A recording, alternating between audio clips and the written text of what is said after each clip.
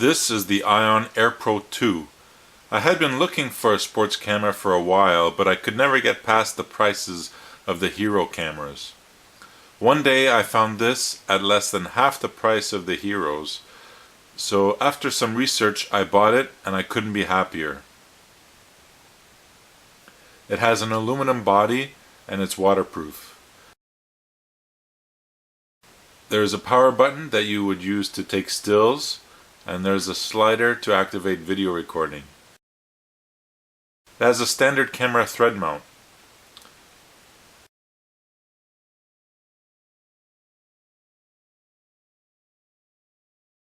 It comes with two different backs, or pods as they call them. One is basic, it just seals it, while the other offers Wi-Fi capability. It drains the battery if activated, so if I don't need it, I just use the regular pod. In the back is where you find the slot for the mini SD card. This will record your images. If being waterproof isn't important, there are outlets where you could plug in a different microphone, an HDMI output for a preview monitor, and a jack to supply power. That jack is also used to charge the unit or connect it to a computer for configuration. You can configure the camera to record two quality levels and change between the presets with this switch.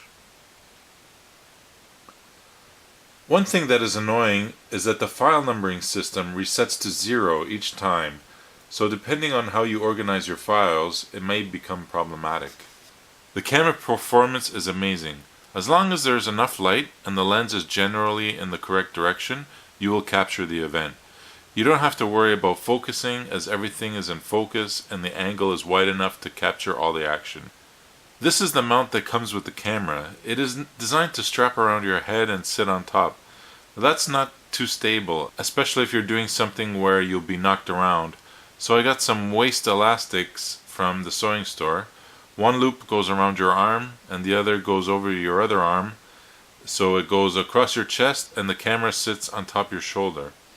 I found that works well. The only drawback is that sometimes you might get the side of your head in some of the shots. I took it in minus 20 degrees Celsius or minus 4 degrees Fahrenheit and didn't see any performance issues. Others who had bought the Hero camera saw theirs freeze and their batteries die, so I was feeling great that that didn't happen to this camera. The camera doesn't perform very well in low light. Here is a strange effect. When the image doesn't change much, the camera holds up reasonably well, but when it does, do you notice how the capability of the sensor is stretched, resulting in a poor quality image? And this is the result of recording in ultra low light. I'm not really sure what this effect is. Maybe the sensor is trying to add details, but it only has noise to work with, so it ends up doing this. I'm not sure. But as for activities during the day, and you just want to set your camera and forget about it, this is the perfect camera. It's easy to use the camera and it doesn't ask much from you. Charging the camera is simple too.